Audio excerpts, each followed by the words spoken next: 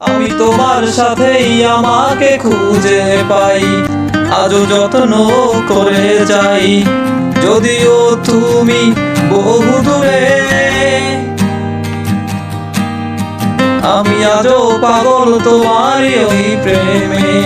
গেছি হারিয়ে রাতের আধারে, তবে কি কাহিনী শেষ আমাদের?